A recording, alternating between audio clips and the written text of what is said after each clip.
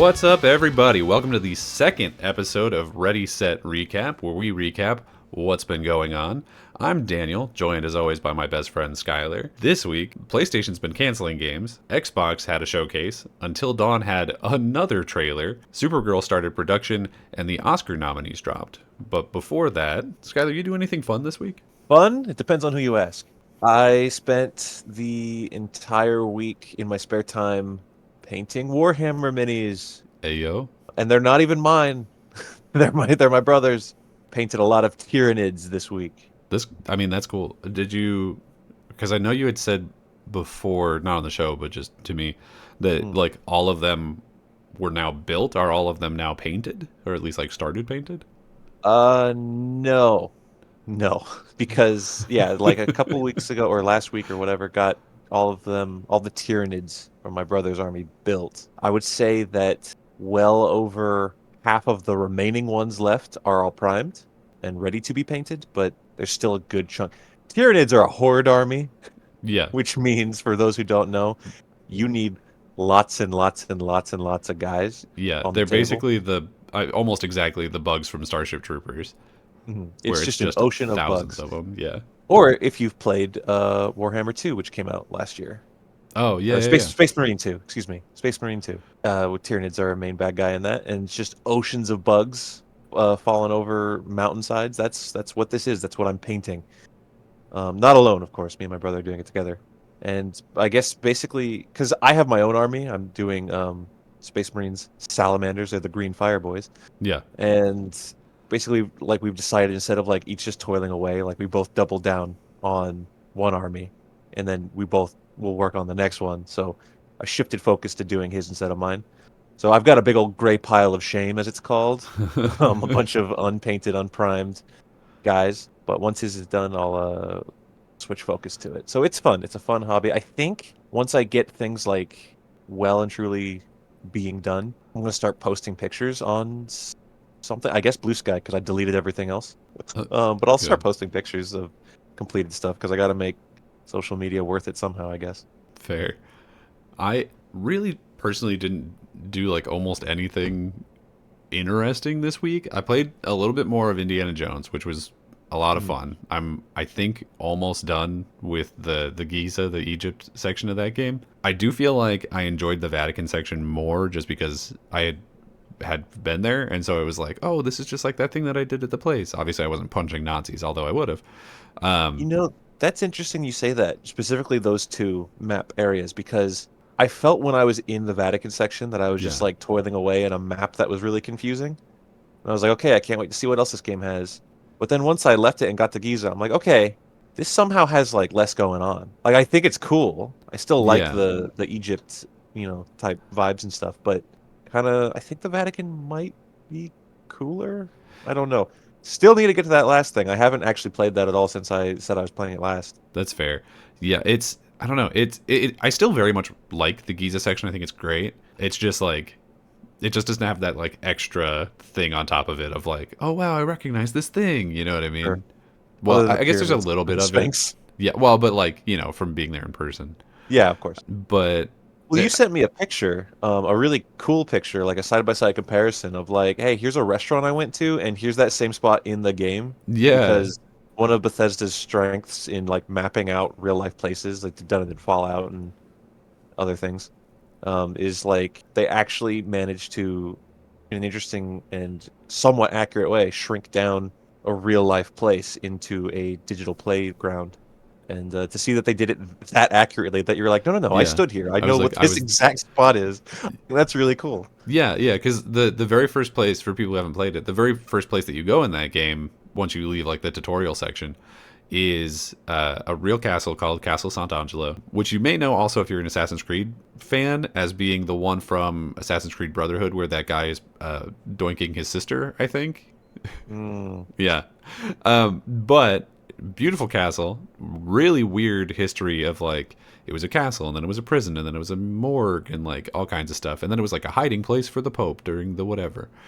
during Uh, Assassin's Creed. during Assassin's Creed. And it is so correctly modeled that I was able to basically find my way around it just from memory. And so yeah, I got up to the top of it where now there's a cafe with some really bland food and extremely bold pigeons, but I was able to walk around to more or less the exact window that we sat at when we were at the castle, and it was like, this is where we ate. Like, it has almost the exact same view. Obviously it's from like 50, 60 years before, and there's Nazis here now.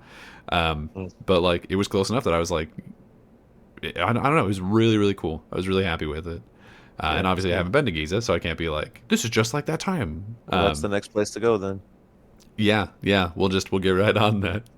Uh, but yeah, it's been a fun week. But one aspect of it that has not been so much fun is PlayStation continuing their trend of just shutting down tons and tons of games. Have you heard anything about this? I know you don't like really keep tabs on the games No, industry. only when it comes to news of like, hey, this company is doing some shady stuff and closing a bunch of dudes down.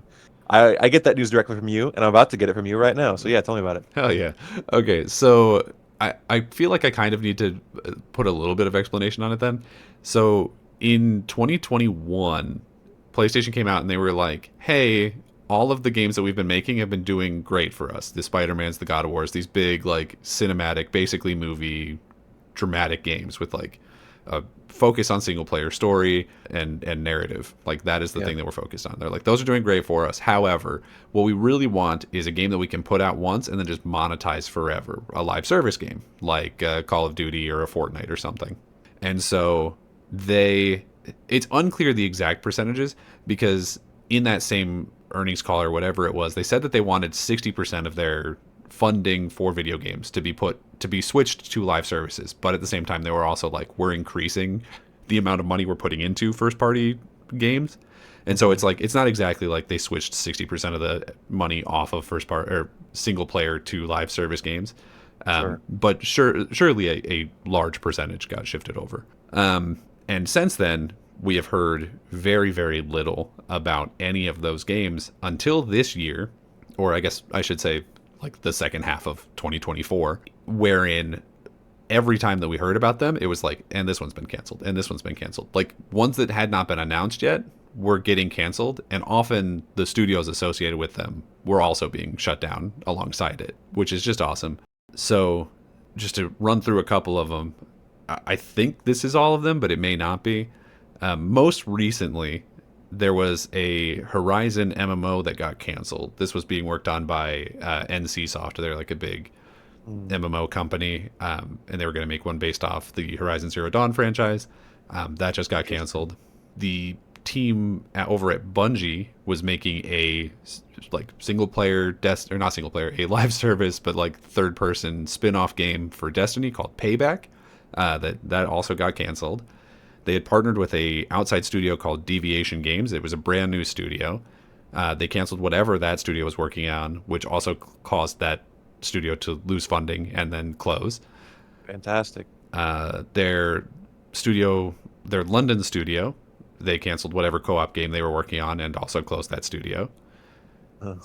Firesprite, a recent acquisition, was working on a Twisted Metal live service game, so like a car combat game of some kind. Okay. Okay. We didn't see anything about it, so we really don't know the details of it, but that's been canceled. Studio's still alive, though. Well, that's good. Insomniac and probably some outside teams were working on a Spider-Verse Spider-Man live service game that got canceled. Yeah, is that no, I was thinking of that bit in Spider-Man 2 that's like directly references the movie. You know, the Oh, like yeah, the yeah, little yeah. spider bugs, the spider bots, Yeah, the end of and that then it where ends with the character from like a cut scene or something shows yeah, up or something. yeah, Yeah. it's a character that's cut from the movie, I believe, shows up and is like, "Hey, thanks. I gotta go tell Miguel something. The movie happens. Go see the movie." And then I, for a second, as you said that, I was like, "Is that what the game was setting up?" But no, I guess not. It may have, I guess. We'll never know now. Last of Us was getting a multiplayer game that had originally was supposed to launch as part of Last of Us 2. It got spun off of that. They're like, we're going to make it its own game. And then it got tied into this live service initiative and then canceled. Concord, obviously, the most famous That the that is the failure famous. of That one I know potentially all about. time. Hey, but I got an episode of that show. Yeah, got an episode in God, what was that called? I So genuinely can't remember what that not show's Solo called. Level. Solo, no, What Solo is Leveling is a that? different thing. No, that That's a was an different show. anime. That's a Korean Yeah. anime. No, I'm not gonna remember. Whatever. If you're on the YouTube version of this, I'll have put a picture of it on screen, but I don't remember right now. But yeah, that was the most famous cancellation of basically of all time. The game released and then was canceled 15 days after it was released, and they refunded everyone who had purchased it because it performed so badly they could not financially make it make sense to continue to support it after only 2 weeks of existence. Secret Level. Secret Level, thank you. I googled Amazon video game show. I mean, that'll find it. That's the one, yeah. Yeah. And then also this week, two more were canceled, which was apparently Blue Point, most known for remakes of Demon Souls and Shadow of the Right. Colossus, Yeah, was yeah. working on a live service God of War game for some reason that got canceled. And What Sony is Bend, who had been working, who previously did Days Gone, is probably their most recent game that people would know about. Yeah. Their whatever game they were working on was also canceled. So we're at what 10? 10. We're at 10 canceled projects in the last 6 months, which is, if you're keeping track, more games than PlayStation first party has put out so far in the entire generation. What is it about any game studio situation where they're like, the secret to success is take single player thing that did well, make it live service, and the money will roll in, and that ends in canceled studios. Well- Where's that mindset coming from? Well, you see, Is Skyler, it just out of touch you've got rich to assholes? have money. Oh, okay. So It's- well, let's see how far we can push our player base into continuing to pay us with things. Yeah, exactly. Before it all falls apart, and then most of these instances, I guess, it falls apart like before day one. Like it all just Yeah, trips on the. in almost all of start. these cases, it's before we even have it officially announced. So that's great. Fantastic. We're doing and great. So It's many a of these things healthy have led industry. to so many of these things have led to layoffs and studio closures and all kinds of things. And the worry here, as a PlayStation fan, is like these are some of their biggest IP, right? That they have decided that the game that was associated with it was not good enough to even bother putting out. I mean, we're talking about Spider-Man, we're talking about God of War, we're talking about Last of Us. And truthfully, that Factions game, I feel like would have made money even if it was bad, Sure. especially given the success of the TV show. And we know from Concord that game cost them like $500 million before that game was canceled. And seemingly made almost no profit, right? Because they returned all of the games that were sold pretty much. That's so crazy because this is like an industry that 70% of the world just does not respect. And Yeah. so think about people on the outside, big rich assholes on the outside that are like, this thing just lost like $500 million. Where did that go? Video games? Video And you didn't games? even make one? Yeah. What? And That's you didn't even put one out. insane. Yeah, well, and that's that one project. Obviously, that one was done and came Yeah, out. So sure, the rest of sure. them, even if they had the same like budgetary constraints, probably didn't spend that much on account of like they didn't finish. Although Last of Us Factions was in production for a very long time, so that one was probably also really costly. But you Yeah. look at that and you sort of pair it with a lot of the other things going on over at PlayStation right now, where like their VR headset completely failed. They haven't really put out not any good, but any like well-selling first-party games in a pretty long time. We're looking at like I think 2 years now, and that doesn't look like it's going to be changing anytime soon. And it's like financially, PlayStation is kind of in some dire straits right now. And then you start to worry about like, well, what does that mean for people's jobs? Like they said when they canceled this Sony Bend game and the Blue Point one, they were like, we're not going to lay anybody off. We're not going to close the. Well, they didn't say they're not going to lay anybody off. They said we're not going to close the studios. The studios are safe. And the thing about that is like, I don't know if I trust that, especially for Sony Bend, because Sony Bend hasn't put out a game since Days Gone, which I think was like 2018, 2019, and that game wasn't super well received. That game came out, and the people behind it wanted to make a second one. They were like, this first one was like decently well received. We want to see if we can do a second one and like correct on it, which is a very normal thing. That happened with Uncharted. The first Uncharted was not super well received. And Right. PlayStation said no, because at that point they had God of War and Spider-Man and all these other things that were going really well, and they were like, your thing wasn't a surefire gangbuster, blockbuster movie that sold 1 billion copies, so you're not going to do that. And they rolled them into being a support studio for Naughty Dog for a while, and then that stopped happening, and they started working on their own single player thing, and then that got canceled, and then they were working on this live service thing, and now that's canceled. So like their last 3 projects were canceled, and the one before that was hated by PlayStation. I personally like it decently, but like PlayStation hated it enough that they didn't want a sequel of it. Which one is that? What? Days Gone. It's the Sam Witwer zombie biker game. Yeah, gotcha. And so like I'm pretty worried, frankly, about the livelihood of that studio. And then you have to start wondering about like I don't think PlayStation's going to go out of business. I don't want to doom and gloom it like that. I don't think that there's a realistic world in which that happens.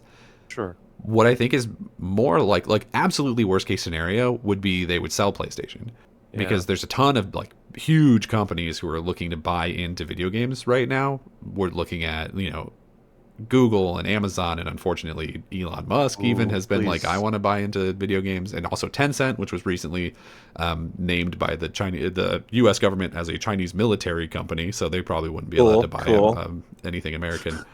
Right.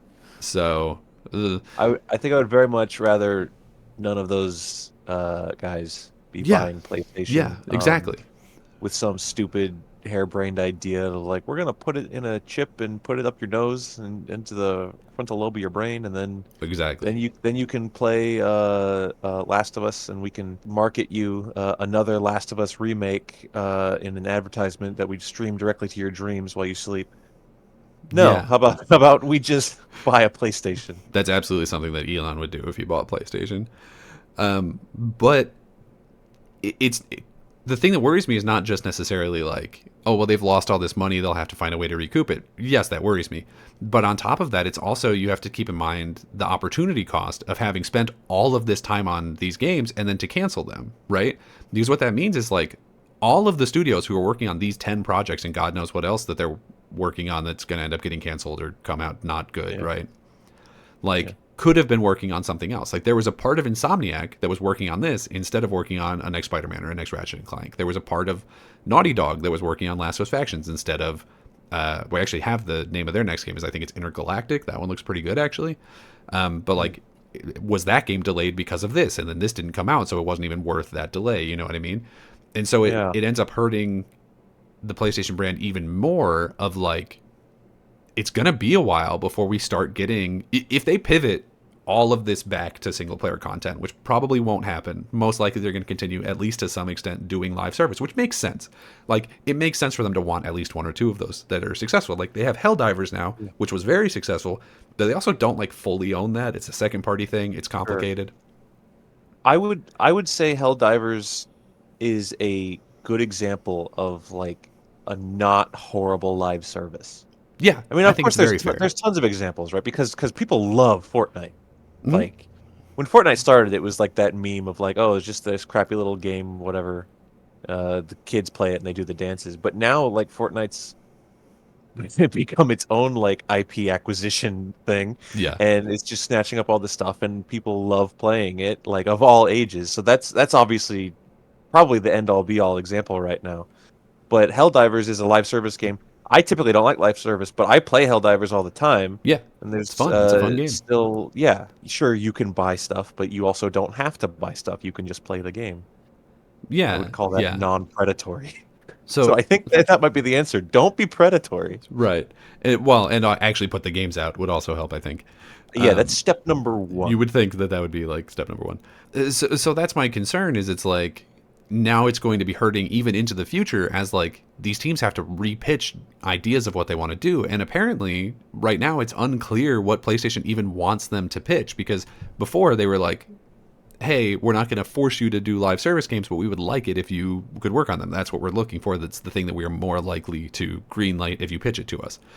And now it's like, well, now that's up in the air. So these studios aren't going to necessarily know what to pitch. So they're going to be just kind of spitballing a bunch of ideas and just kind of trying to see what sticks.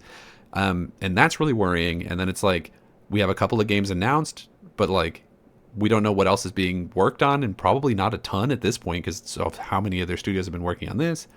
So it's not great. And as somebody who really really loves PlayStation games, it's like Yeah. I am concerned about not getting those. And then what does that mean Yeah. for the creators of those things that I really like? Like, are their jobs safe? Quite frankly, it's not great. It's not a great time. It's a big do better moment, and it's not. It's I mean, PlayStation's obviously the person to wag the finger at right now in this story, Yeah, but it is a problem indicative of the entire industry. true. It's the same thing to be said with like there's like parallel problems in Hollywood and filmmaking, right? So do better is all I'm gonna say, I Do guess. better. Treat your people better. Yeah, And stop making bets with people's careers. You know what I mean? yeah, exactly. But in happier video game news, Xbox actually had a showcase this week that I thought was really good. Yes, here's where we lose viewership. Yes, sorry.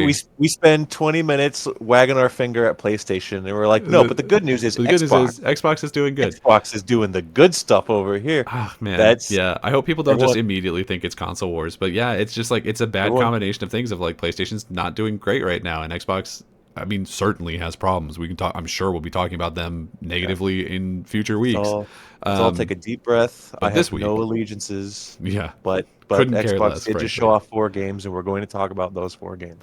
Yeah, and the first of those games it was Ninja Gaiden 4.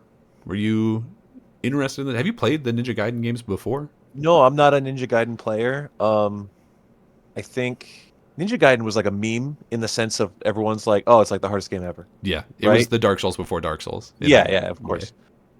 So I guess I've always like it's always been in the zeitgeist. I've known it, right? But I've never actually played any Ninja Gaidens. Mm. I watched this trailer. It looks pretty wacky. And when I said 4 games, technically it's 5 games because they also announced a remake of Ninja Gaiden 2. Yeah, so they also announced Ninja Gaiden Black 2, which actually came out like immediately after that showcase, which was cool. I guess we should probably say at some point the showcase was called the Developer Direct. So every year, Xbox at the beginning of the year does a Developer Direct, and they're like, "Here's a couple of the games that we're hoping at least to put out this year," and they do it sort of by going into the studios and you meet the people who are making it, and it's very much more personal. And I really like that actually. I think that's maybe my favorite way of having games serviced to me is like, here are the people who made the thing that you hopefully will love. Definitely puts an artistic spin on it when they show you like here's our lead art director, here's our lead programmer, here's an actor that's in the game, and we're coming at you telling you like what we want this art to achieve. I mean, I guess of course there's always potential that they're not being genuine, but we'll find that out when the game comes out and if it's True. good or not, right? Yeah. So, but at least for this, it's a good way to.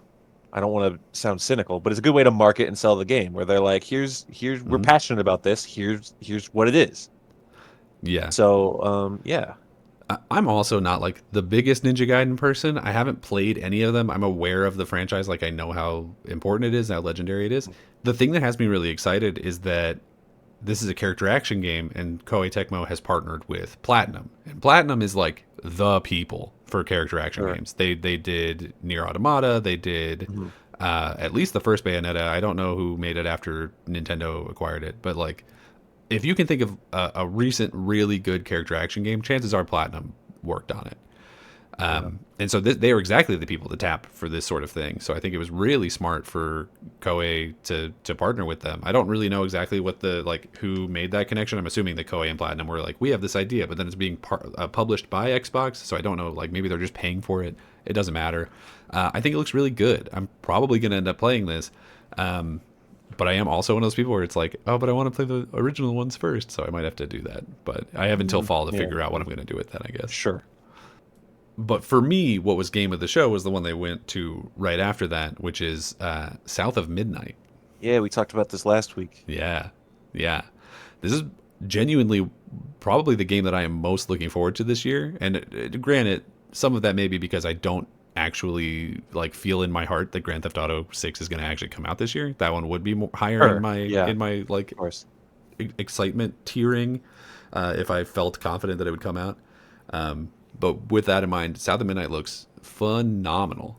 It is this like they call it Southern Gothic, which I didn't know was the name for Yeah, this type of folklore, but it sounds really cool, so we'll go with it. sure.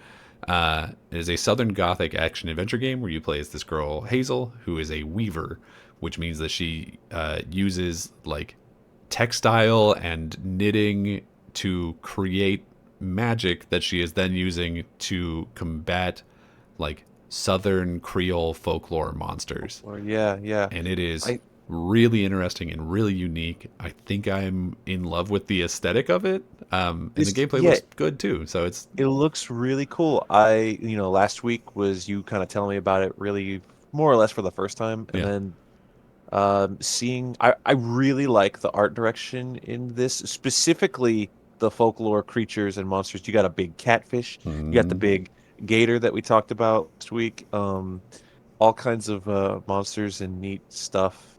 I think turning real folklore into this kind of stuff is very cool.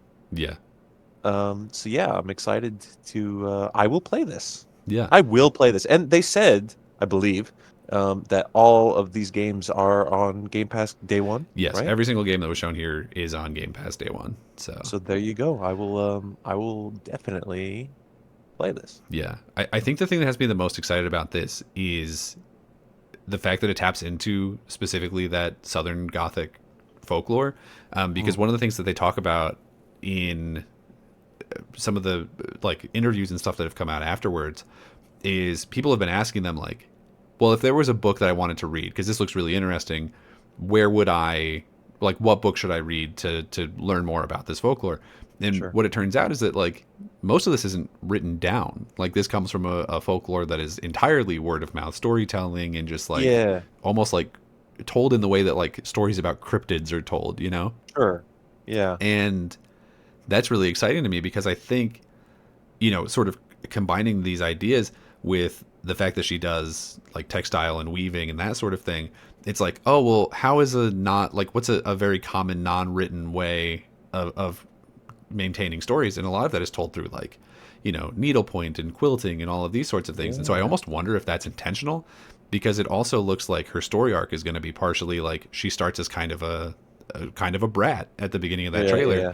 and then a lot of the Yelling at her story is mom. her like learning the hardships of other people and in like building this empathy.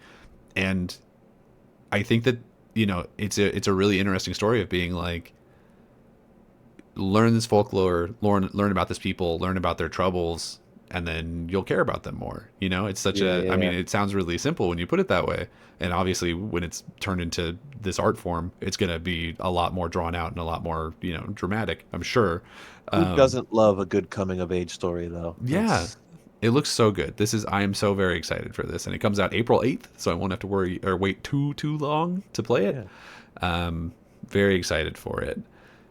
I think out of the four, technically five games that was in the showcase, I would put this at my number two. Okay.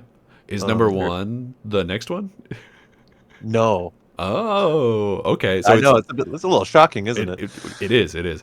The next one is Claire Obscura Expedition 33, which I thought was going to be the one you would be the most interested in for a couple of reasons.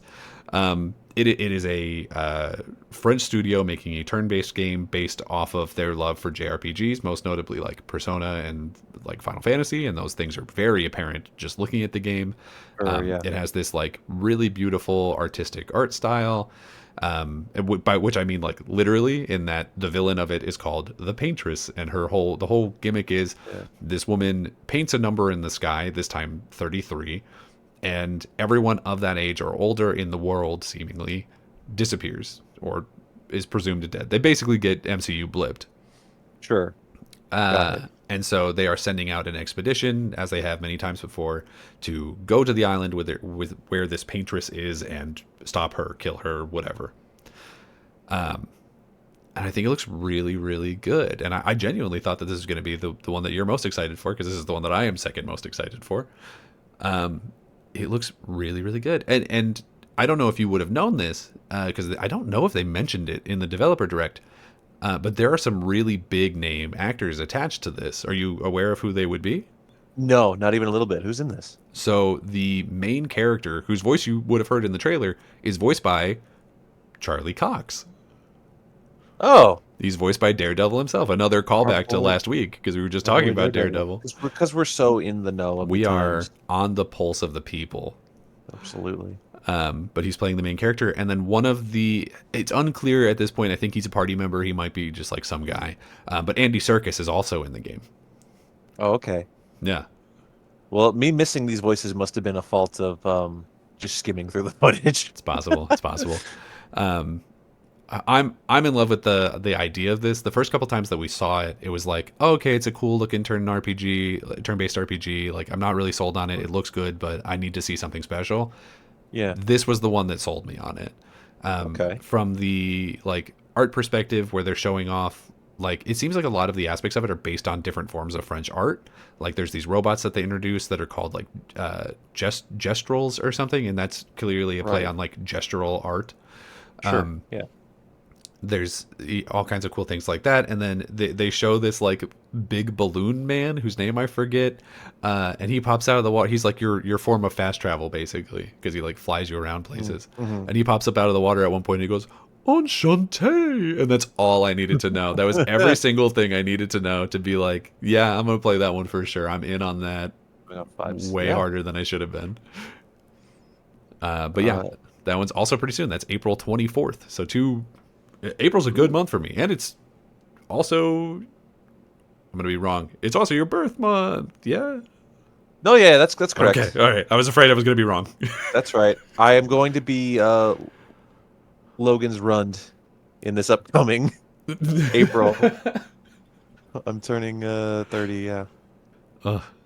So does that mean that your most anticipated game is Doom: The Dark Ages? I mean, a little bit. Hell yeah, dude. Okay. It's crazy, right? So, I've never been the biggest like Doom guy. No, I've yeah.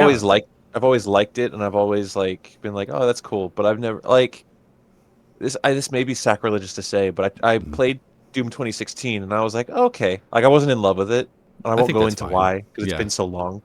And then Eternal, I thought was neat, but I didn't really play it.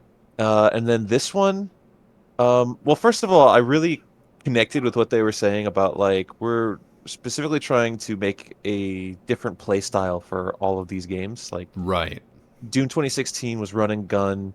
Doom Eternal is very acrobatic. You're zipping all around, It was and then jump and then- shoot was the. and then this one is you stand your ground with a big shield and you just take stuff on. But what really made my like eyes kind of narrow in on this game is I don't know why I phrased it like that. That was weird.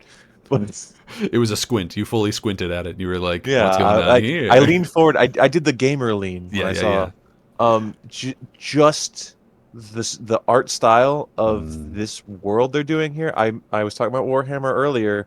They were like, what if we just turned Doom into Warhammer? It's This gothic world yeah. with all this crazy we got demons, we got machinery, we got soldiers with big guns and these saw blade shields, and he's flailing a Oh, mace around. absolutely. The fact that there's a gun in this game that you put a skull in and it grinds it up and shoots shrapnel of the skull as bullets is the most Warhammer shit I've ever heard of outside of Warhammer. 100%. If No, you are yeah. a Doom fan, you would like Warhammer, and if you are a Warhammer fan, you would like Doom. I feel one of- confident in that. One of the things that they said that kind of surprised me, I didn't know, was that this is a prequel to Doom 2016, Yeah. and they did that specifically so that it could be like a fresh starting point for anyone who is not. They basically said, "You there, boy," and they pointed at me. They were like, "We heard that you weren't really into it. Well, this is your get in on the ground floor Here's your here." chance, buddy. And I'm like, "All right." And then I bought my ticket, and here I am. So I think this game looks amazing. I think all these games look good, for the record. But Yeah. I think I would put Doom Dark Ages as from this showcase at least as my number one. Hell yeah. Hell yeah. I also think this game was good. Really, the only reason I was surprised that it was your number one is because I knew that you didn't care for the first Doom. Yeah. But I think this one speaks to me for a lot of the same reasons it seems to speak to you, which is The exact same thing you said. They said 2016 was run and gun, Eternal was jump and shoot, and 3 is stand and fight. And I was like, stand and fight, that is me. That is my fighting style in these games. That is 100%. how that was how I want to play these games. I I've want to be the always tank. been sword and board. That's Yes. what I do. So that was really great. And then the art style of it, where it's like a little bit more not a little bit, a lot of more bit more medieval.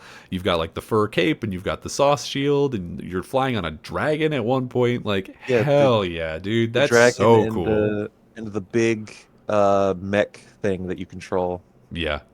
Well, and Whatever that's ironically, called. from the first story, they've come out and said that both Doom 2016 and Doom Eternal had a sort of multiplayer mode associated with them. This one doesn't. And they said that the reason that they didn't do that is because they had a lot of ambitious things that they wanted to add to this game that they couldn't if they were also focusing on the live service aspect of it.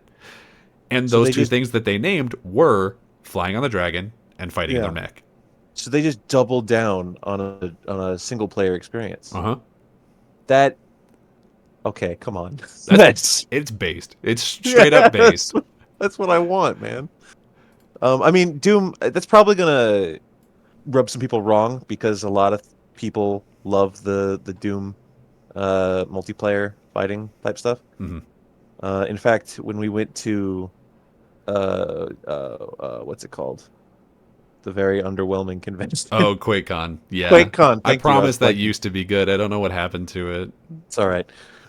When we went to QuakeCon, like one of the big things going on was, all right, join up this server, and we're all just gonna play with the developers up on the stage, right? So, Yeah. Who actually was um, one of the guys who we saw in this developer direct. It was Hugo yeah, Martin. yeah, yeah. So, Did you point at him like Leo in that one movie? Were you like, I I was know that like, guy? give me my money back. No, it's okay.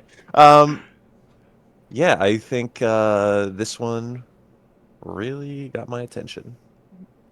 Awesome. Uh, Now, we weren't originally going to talk about this, but you wanted to add it because we talked about the Until Dawn teaser trailer last week, and then wouldn't Hmm. you know it, like I think literally the next day they put out their full trailer, They're listeners. and it has affected our opinions of the outlook of this movie. Do you want to talk Maybe, about that? maybe ever so slightly. Yeah, just a bit. So I think last week I was like, "Oh, that's neat. Okay, yeah, I'm ready to give this a chance." And then this trailer happens, and I'm not saying don't give it a chance. Right. I'm just saying, huh? It don't look. That trailer really took the shine off it. Man, does this not look like the most direct to Amazon thing you've ever seen? It does. It really does. If you told me this was a Netflix horror movie, I would not be surprised. I think even Netflix has. I don't know. A lot of the comments that I saw were people being like, "This isn't Until Dawn," Right. which is one of the things I was giving it the benefit of the doubt last time, where I was like, it could be a bit anthology. We can change what the Until Dawn thing is a bit, but it doesn't. I don't know. Seems a little Until Dawn in name only at this point. Yeah. Well, this new trailer, we again see the killer who Rami Malek like pretends to be, except in this one he looks like he's for real a killer. Um, Yeah, and then we also see, for I think the first time, the Wendigos. But it seems like there's also for several other sure. monsters.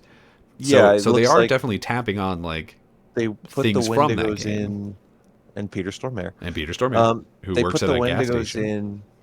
Well, wouldn't the right thing to do about the Peter Stormare character be that like they keep finding him and he's a different guy every time? Oh, like he was the killer. He was all of the different Yeah, killers. maybe. I mean, He's just listen, there's a chance this comes out and surprises people. uh-huh. I think it looks a little too. I don't want to say the word cheap, but I just did, didn't I? Yeah, you did, and I don't disagree. Is the thing. Yeah, it really, like I said, it really took the shine off it for me. Where I was like, I mean, even last week I was like, I don't know. Like it seems like it could be good, but I don't know. Like it doesn't You feel know, like Until Dawn. And this time I'm like, no, I just don't want I'll, it anymore. I don't know. I'll watch it. I Yeah, mean, I watched Borderlands, right? So why we've wouldn't been I through give worse. this a You're right. shot? You're Yeah, right. exactly. So Hmm, we'll see.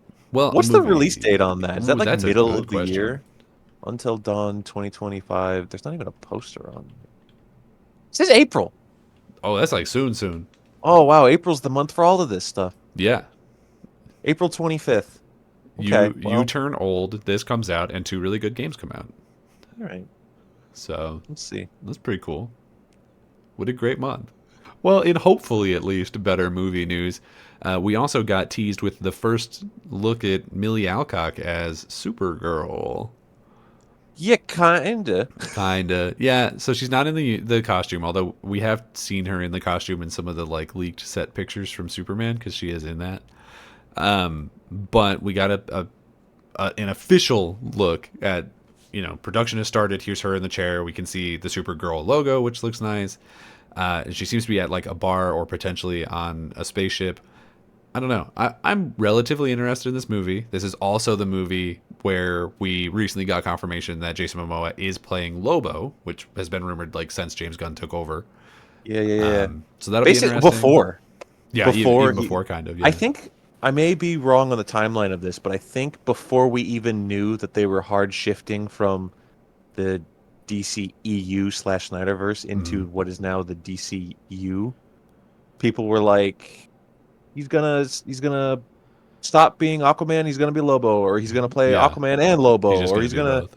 they're gonna start a new thing and he's still gonna be both, and then but now yeah, he's Lobo, which is cool. That's neat. I don't really personally care about Lobo. He's one of those like edge lord Deadpool esque characters that just never doesn't speak to me. But I know he's popular with other people, so You gotta cool for them. you gotta watch his episodes in the Superman animated series. You'd like him there. I do really like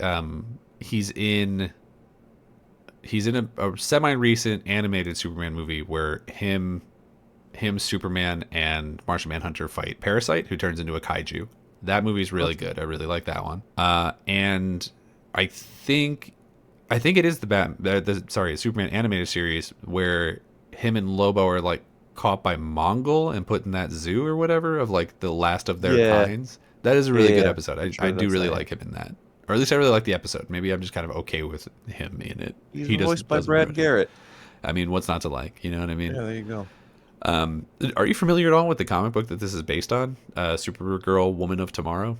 In name only, I haven't read it, but you've read it, right? I did, yeah. It's a comic book that I think is good, but I think is Yeah, carried very heavily by its art, because the art sure. is beautiful, absolutely stunning. Well, Um, we've been kind of conditioned at this point with superhero or comic book movies to be like, all right, it's named after this run or this arc. yeah, Does it actually have anything to do with it? probably And not. 9 times out of 10, the answer is no. Um, Yeah, but I think James Gunn has specifically said many times, because he talks a lot, doesn't he? you do. That he's really leaning into this run for inspiration. So I guess we'll see what happens. There's no Yeah, reason to doubt him at the moment. that's definitely true. It's the book is just kind of in my opinion, a fairly generic revenge story. Mm, Um, so there's a lot of room in there where somebody else, a director, writer, whatever, could adapt it to do whatever it is they want to do in this story.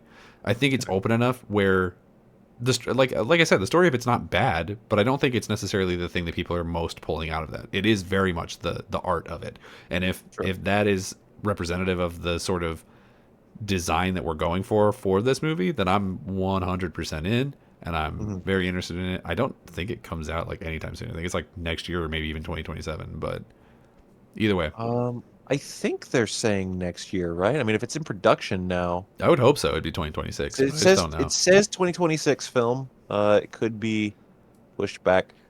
Worth mentioning, I'm a fan of Millie Alcock. Oh She was yeah, she's in great. obviously House of the Dragon is where I think most people saw her. That's the only place I know her from. And she's good in that. She's not in the whole thing No, she plays. because her character grows up, but Yeah, she's good. I think she'll be a good pick for Kara. This should be good. If Superman's good, this should be good. yeah. Honestly, for me, so much of my interest in the DC universe going forward is resting on the shoulders of Superman, and I know that is potentially not fair to We're like all just, we're you all are just make or that break, but it the kind of little feels the that way. little boy the little boy holding onto that flag saying Superman. That's It's all of me. us. That's literally me. Hmm. Ugh. Well, that brings us to our main topic of the show, It's main which event is time. it's time for the main event. Uh, Had to reference wrestling sometime this week. had to happen. Had to happen. The Oscars released their list of nominees, and Oh I understand boy. that you have those. I So do. I have that up. well, that's So good. we won't go through everything. We'll just go through. I don't want to say what's most important because that's not fair. Um, Film is important Mm. to a lot of people, myself included. But I think just like what a lot of people consider to be the main things, specifically what I've seen of these films, because I saw, as of right now, 83 movies that came out in 2024. Jesus, I have a problem, that's like and I'm one and a not half going to fix movies it. a week. Yeah, Okay, a little bit. that's a lot. That's a lot Um, of movies. so yeah, but the fact that I saw 83 movies that came out in 2024 so far, there's still a lot of movies here that I haven't seen that I want to. Like they're on my list. Mm. So for instance, Best Picture, there were 10 films nominated. I've only seen 5 of them. Really? Yeah. Are some of them Well, like what new? well, yeah, kind of. So the big one that's getting a lot of talk right now is A24's The Brutalist, starring Adrian Brody and Felicity Jones. It's I really like Felicity Jones. She's great. I'm I'm not going to go into everything that all these movies are about because then we'll just be here for 7 Sure. hours. But The Brutalist, I think the main talking point people are saying right now about that one is that it is 3.5 hours long. Damn. So, I mean, a friend of the show went to see it, and he said that there was an intermission, which is good probably for people that Really? need to go outside and breathe and go Yeah, to the touch bathroom and grass real stuff. fast. Yeah, a little 15-minute intermission, as you'd imagine. But I listen. I'm not trying to poo-poo on going to the theater or long pieces of art, like long films. Like if you can see Avengers that's 3 hours long, you can see anything that's 3 hours long, really. Yeah. But I also I don't want to go see this one in theaters. Yeah. I will watch it. I think I've decided I will watch it. So it's Because I've not been that you hearing don't think it's good. It's literally you just don't want to sit in a movie theater for 3.5 hours. I have heard some mixed things. Mostly people are very positive on it, specifically because of the performances and like the cinematography. So Well, good. that's what would draw me in anyways. Like the reason it made my list in the first place before it got the Oscar nomination was A24 Adrian Brody. Okay, I'll check it out. But then, the long runtime was like, Yeah. So if it comes to rent or lands on a streaming service, as most of these should, a lot of times big, award nominated movies land on streaming services before the awards happen. Makes sense. So, kind of holding out for that right now. So The Brutalist, that's one that I haven't seen. Another one that I haven't seen that I've been kicking myself since I missed it in theaters was Anora. What's that? Oh, you don't know what I don't Anora think I've is? even heard of Honora. Honora is, she's the new young up and comer, big time actress, Mikey Chapel Rowan. Madison. Oh. No. Mikey Madison. Okay. She plays a sex worker that basically marries what is it? A son of a Russian businessman, maybe criminal guy. I don't know. I haven't seen it yet. Uh huh. But it was one of those things where it's just like, okay, this is going to be a talked about movie, like before it even came out, Okay. and it was. This came out like months and months ago. I just missed it, and it hasn't come to. I mean, you can buy it on home streaming right now, but Oh, like Mikey $20. Madison. She's that girl from Scream, from the newer Yeah. Scream movie. I know this person. Yes. Yeah. She's in everything I've seen her in. She's the worst. Not like as an actress, just like Oh, her the character character. sucks. Yeah, because she's in Once Upon a Time in Hollywood. It's funny that her in both Once Upon a Time in Hollywood and Scream, she dies horrifically. Yeah. Well, maybe she will in this too. You know, who's to say? No. Come on, don't say that. I don't know.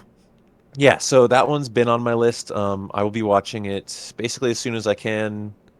I'll pay for it as long as I don't have to pay $20, you know. Fair. I'm a cheap man, all right? I go to the movie on cheap movie days. Okay, but no, saying some things that I actually have seen. Sure. A Complete Unknown, the Bob Dylan biopic with Timothy Chalamet. It's pretty good. Best Picture nomination is not unexpected, but a little interesting. Like, I don't Right. think it will Are win. all three of these so far are nominated for Best Picture? Yeah, Oh, okay. yeah. Cool. These are that's what I started saying these for, Daniel. Come I got on, pay distracted attention. by Scream Girl. Yeah, she's cool. Conclave. That's the movie. Ray Fiennes is a cardinal. The Pope has died, and all these cardinals need to hold a conclave to elect the new Pope. And Right. And it's like um, a it's it's like a directed political by drama almost. yeah, it's directed by the guy that made All Quiet on the Western Front. So every discussion, every conversation is filmed like an action scene, which is one of my favorite kinds of movies. It was really good. I really like Conclave. I I mean, I wouldn't expect it to win, but if it did, that'd be cool, I guess. My favorite movie of the year, because I'm a big loser nerd, Okay, correct, but go on. is Dune Part 2. That's up here for Best Picture. Dune Part Toon. I thought Yeah, that nerd movies didn't get nominated for things. I know, but this is a real Return of the King situation. God, I hope so. Yeah, I haven't actually seen either of the Dune movies yet, but I really want to. I advise it. I advise reading the books. I Right. haven't read all the books, but read, it's it's good stuff. There's a movie that I legitimately hadn't heard of. It's called I'm Still Here. It is a Brazilian film, and Oh, other than that, I know nothing about it. okay. And It's it's one of those things where that's like that is the only, I believe, foreign film that's up for Best Picture, which means you know it's gonna automatically take Best International Film. I thought that the what's that other one? The Oh, the Zoe that's the Saldana musical one. Isn't that that's the also a foreign film? that's that's the one I skipped. Oh, okay. Because I'm gonna come back to it. Let me see if that is international. It is, but I don't remember where because the director is famously not. I guess I'm stupid because I did see that one and it is mostly in Spanish, so I should have registered in my brain that it was foreign. Weirdly on I just pulled up the Oscar website. Weirdly on here it says that it's French. Yeah, I think the director is French because he didn't care about anything. I'll talk about it now. Okay. Amelia Perez, Yeah. I didn't like it. Okay. Okay. See, I've It been is hearing that a lot actually. Is that it's like because the story of it, from what I understand, is that there's a cartel leader who is transitioning from man to yes, woman. It's a story yes, about a musical about this yeah. transition, which is theoretically a great story, but from what I Uh-huh. understand, it's just not told very well. No, it's not told very well. It shouldn't have been a musical. The music is bad. Okay. It's kind of crazy, and I think it's getting the the director. There's like stories about how like he didn't care. He was like, Right. whatever, I don't care. He kind of like it's almost exploitative in a way. I will say the actress that is the trans woman. She's a trans woman in real life. Okay. Well, that's cool. And she's up for Best Actress, and I would dare say she is the best part of the movie. Oh, okay. Well, that's Like she's not bad. I think she's a telenovela actress in normally, and then she got tapped for this. And Zoe Saldana is up for Best Supporting Actress. I don't think oh, her so this is like a performance highly reflects that. nominated movie. Man, it is the most nominated film in like across all of these categories. Huh. It's bonkers because I didn't like it. I mean, It's weird. I wonder if it's just been getting so much like I've heard about this movie and obviously haven't watched it, but It's I've heard about it exclusively from the awful side of the internet where it's like, "Oh, I can't believe this woke trash, blah blah blah blah blah," oh, like that okay. side of it. Well, that is So let I me make this assumed that everyone hated this movie. let me make it perfectly clear. That is not the stance we make on this show. No, God no. The stance we make on this show is it also happens to be a bad movie. Yeah, Um trans women are women and bad movies are bad movies. no, so I am a user of the movie review app Letterboxd, and when I watched this movie and I was like, "Oh, okay." I went to rate it and it was like fresh to because this is a Netflix movie. It like basically just came on the Netflix. It was just getting Oh, buzz for awards stuff like Golden Globes. I think is how most people heard of it.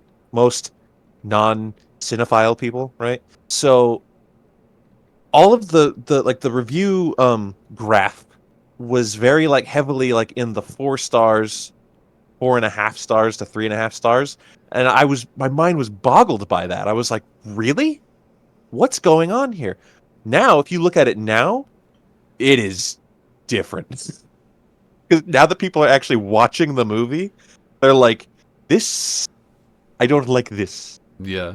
And you can't write out the fact that some of that is going to be bigoted, transphobic, There's absolutely, homophobic, and some. Of course, unfortunately, quite a bit of there's that. gonna that's gonna fall onto stuff, but it's just unfortunately also not a good movie, man. I don't know how many times I got to say that. I'm gonna Yeah. stop saying it. We're gonna No. move on, Yeah, that's probably for the but best.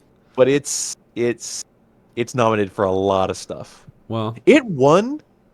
It won Golden Globe for best because you know how Golden Globes they have Best Picture drama and then Best Picture comedy and musical musical. or comedy, Yeah. which is whatever.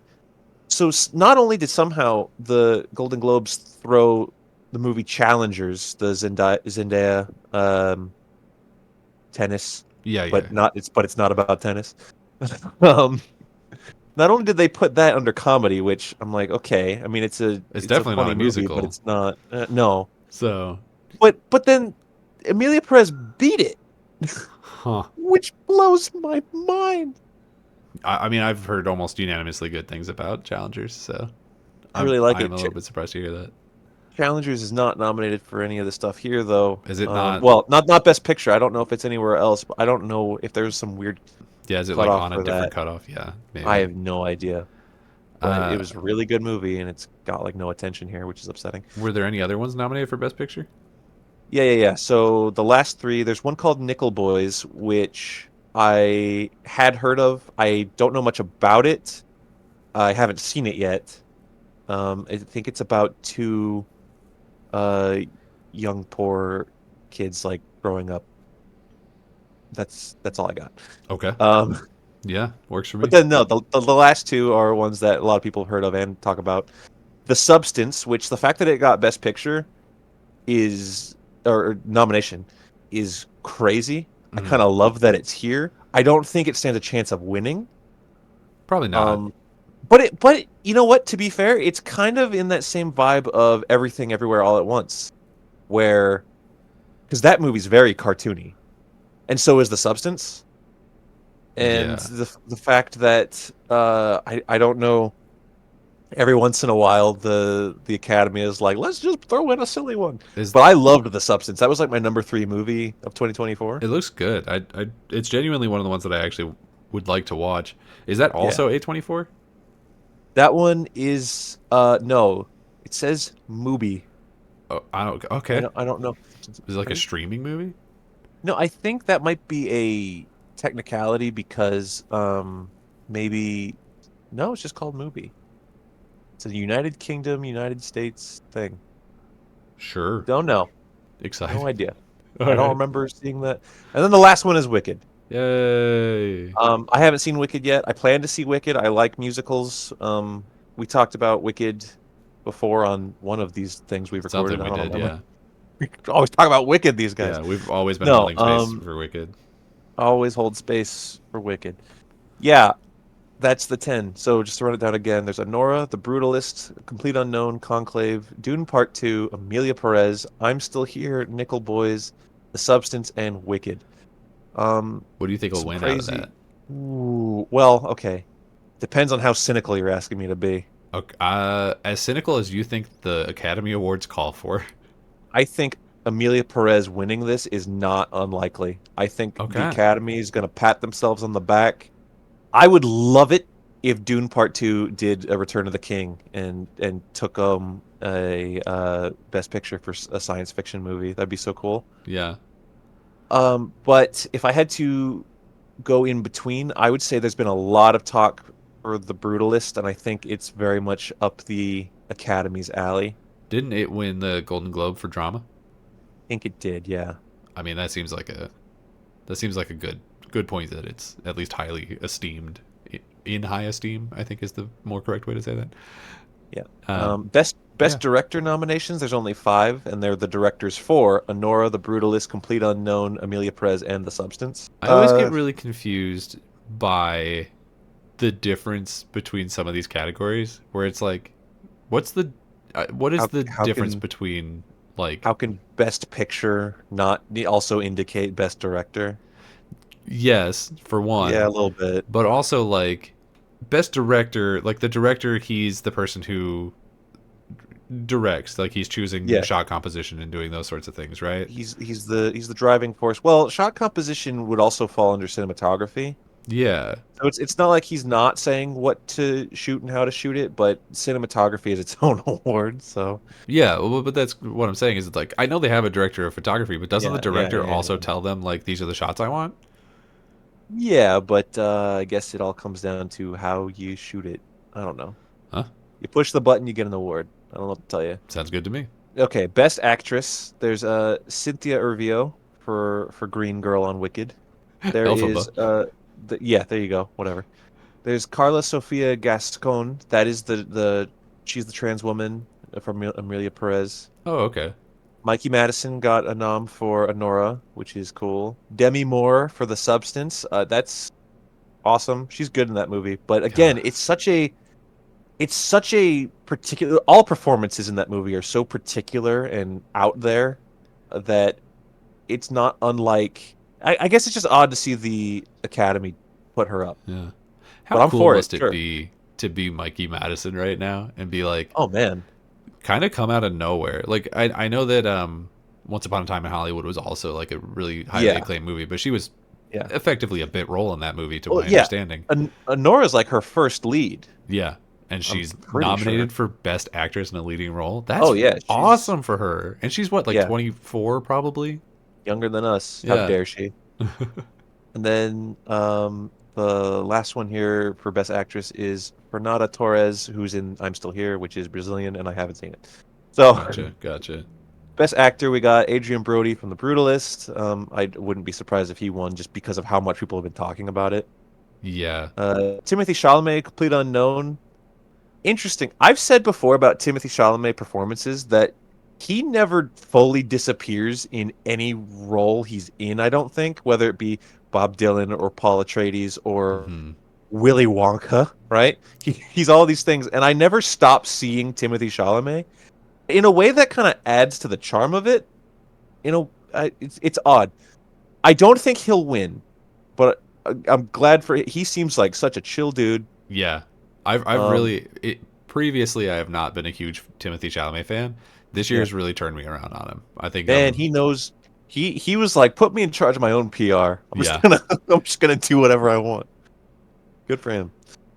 Coleman Domingo, who's in a movie called Sing Sing. Sing Sing is also on my list to watch. I didn't catch it in theaters. I think technically Sing Sing that like hit, prison or Sing yeah. Sing like okay. Both. It's also a musical. It is a well, no, it's not a I don't think it's a musical. It's a rehabilitation program in prison of like singing. Oh. So Huh. there's many things going on there.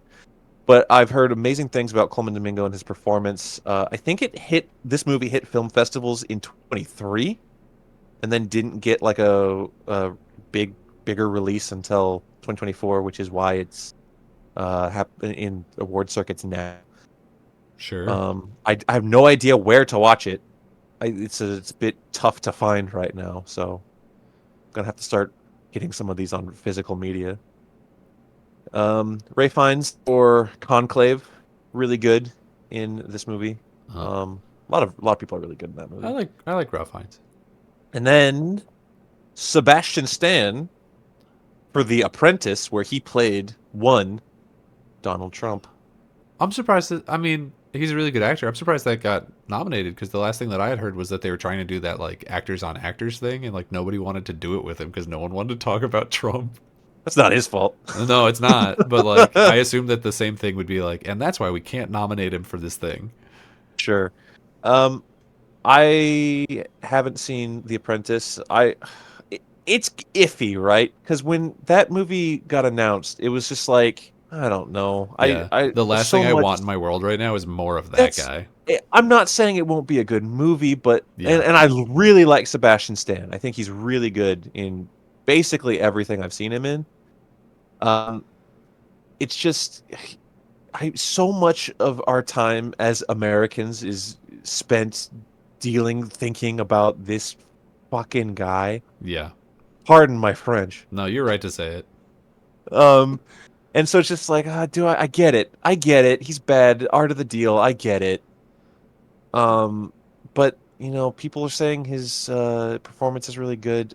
Maybe I'll see it. Maybe I won't. I don't know.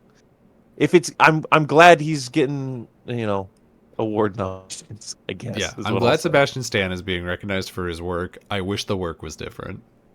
Yeah, but I mean, it's topical. Yeah. Makes sense why it's being made. I'm not against that. Okay, best supporting actress. Monica Barbaro. I hope I'm saying that correct. She was in A Complete Unknown. She's pretty good in that. Ariana Grande got the best supporting nom for Wicked. Really? I didn't know Is Ariana Grande I need to see was. that movie. Yeah, my sister actually, I don't know if she did it on purpose or not, but she bought it on our family's Amazon account. Oh, So there you go. I do have access to it and will likely be watching it this weekend. There you go. But yeah, I'm Uh, surprised that she got. I didn't. I mean, I really like her as a person and as a musician. I didn't know she was a good actress. I guess I'll find out when I watch the movie. But well, Daniel, come on. yeah, We're almost 30, which means what? Which means we know she's really funny on Victorious. true, true. Although I do find her kind of annoying on Victorious, if I'm Well, being yeah, but honest. she's supposed to be. She's stupid. But I'm a Jade stan. oh well, yeah, of course. Liz Gillis, Potential we future Rogue. stand. We didn't talk Play. about that, You but want to play Rogue in a movie? Let's see it happen. yeah, No, but like it's been so long since I've seen Ariana Grande, excuse me, yeah. in anything in an acting capacity that I can remember. I don't know what else her filmography is Um, other than in Victorious. in one of her music videos, she was Catwoman. Does that count? No. Oh, then I got nothing. Okay. Um, but yeah, I mean, she's funny, right? She has the capacity to be funny. Yeah. So, yeah, I mean, we'll see. I'll check this movie out and I'll see. Felicity Jones got a nom for The Brutalist. Uh, Isabella Rossellini in Conclave. She was good in that. And then the one that I already alluded to that I don't see. I like Zoe Saldana a hmm lot. hmm She's very good, just not in this movie. And I don't think that's her fault. No, I've seen a couple of the clips of some of the musical numbers, and they're rough. The penis to vagina one. I That was the first one I saw, but I saw other That's the ones one that's too. getting shared. It's not great. It's not I great. I I I think people share that and they're like, "Oh, the lyric is penis to vagina. That's That's weird." funny. That's It's yeah, but apparently a really popular TikTok thing too right now. oh, I bet. Yeah. But it's not even. I feel like just the song itself is a broken and bad song without it talking about genitalia. Well, It's so now odd. it makes me wonder if it's like, is it so awkward because it's a French man writing a Hispanic movie in English? Well, Like, yeah. is So that why it sounds so weird when people are saying things? I said this before, and I didn't really go into it because I don't truthfully know the extent of it. But there were people like reports of about this director who I don't know him Mm. personally or otherwise, but he apparently he didn't bother to care about like Hispanic culture or Oh no. the let alone the what it's like to be a person trying to transition, Oh no. Wait, so stuff like that. So it's he a just bad showed up and was representation like, of both being trans and being Mexican? I mean, I'm gonna be honest, I don't remember other than it being mostly in Spanish, being Mexican didn't really play into it. Okay. Well, that's fair. But hey, you know what? At the very least, we can come away from this and be like, at least Selena Gomez didn't get a Best Supporting Actress nomination because she is also not good in this movie. Anyways, Yeah. we can wrap this up by me quickly going through the supporting actors. There's I don't know how to pronounce his name. Well, I'm gonna try. Yura Borisov. I think I did okay. Sounds From great. Anora, he's the guy in Anora. Kieran Culkin from A Real Pain. I actually saw that one. That was good. I saw it too. I like that He is one. good in that. Yeah. I didn't realize until I started watching it that it was directed by Jesse Eisenberg. Yeah, yeah. He like it's It's like not his debut. He's directed before, I think but it's like written, produced, like everything by him. I'm pretty yeah, sure. he did a good job. I like that movie. It's really good. I really really Yeah. enjoyed Edward Norton in A Complete Unknown.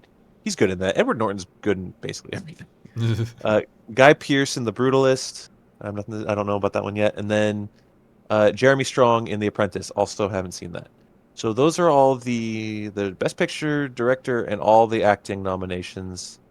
Let me go down. I'm just gonna like list off other movies that got nominations for various things. Sure.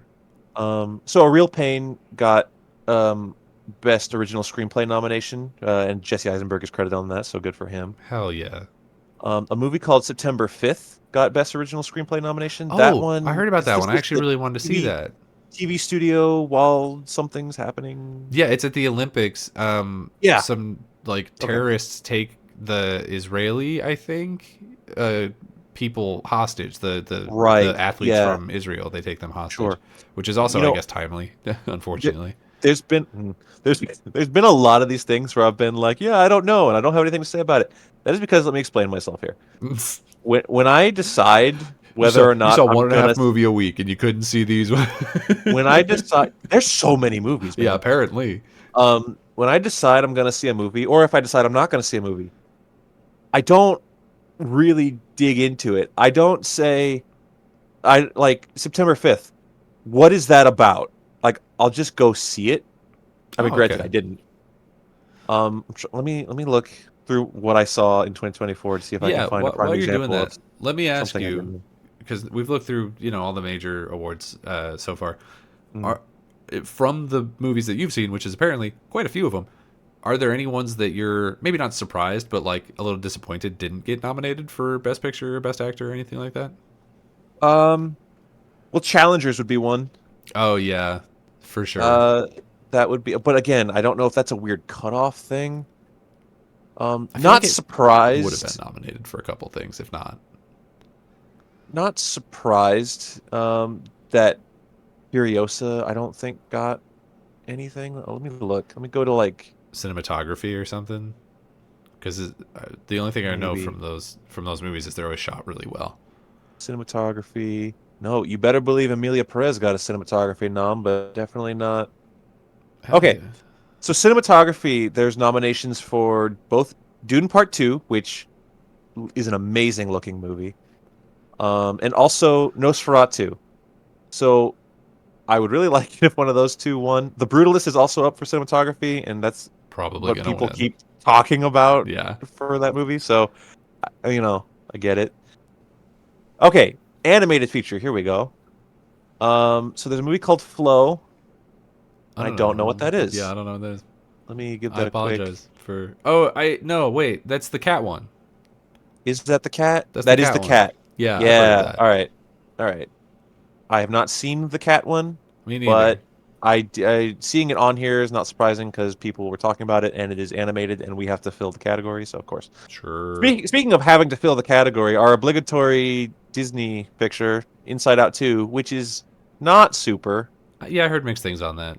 It's not like the worst thing I've ever seen, but it's also like whatever. I don't know. The Wild Robot got a lot of buzz. I wouldn't be surprised if that one, but I also haven't seen that one yet.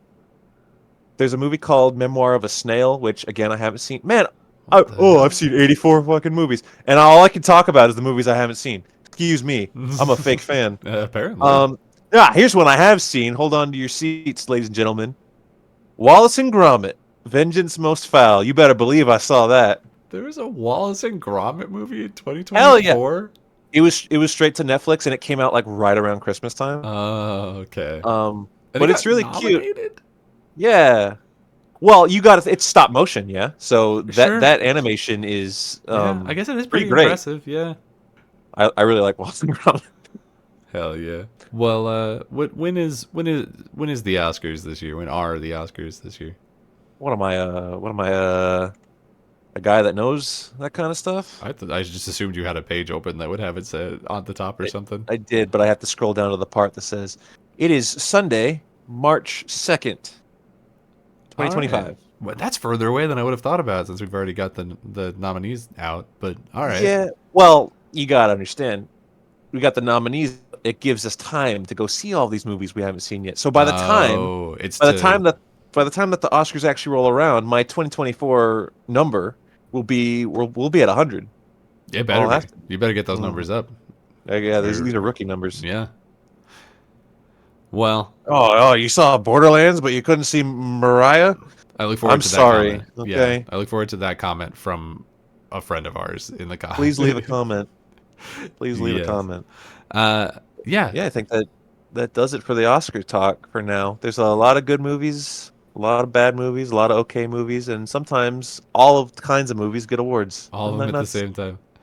Well, if you want to leave a comment on this episode, you can leave it either on Spotify or on YouTube at Ready Set Replay. You can follow me on Twitter and Blue Sky at Daniel J. McGee. Skyler, do you want to plug your Blue Sky? Yeah, I've got a Blue Sky. I actually this week, because I always say I don't have a Twitter. Well, that's because I had a Twitter that was privated and I never used, like I never posted. Yeah. But as of this week, I've officially completely deactivated, deleted it. Makes Like sense. it's just gone now. So if you need to bug me, Skyler 8-bit at Blue Sky.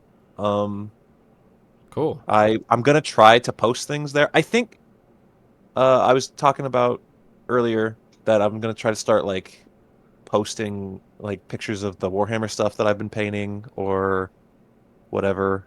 Yeah, I'll try to use it. That's what I'll say. Cool. Well, find us on whichever of those platforms is best for you. If there's a different platform that you would like us to be on, let us know, and we will try to get there as fast as possible. Help us get in front of as many people as possible because we are trying to grow this show quickly to the point of actually having a sizable fan base, and we're taking off at a speed that I was not expecting, but we do still need your help to get it in front of as many people as possible. So if you have a friend or a family member who you think would be at all interested in this, or even if you think they'd hate it, just turn it on. Go into their house, turn it on every computer, and watch they have. But until next time, we'll see you around.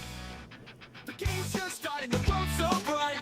Jump right in, everything feels right. Press play, take a trip back in time where pixels and memories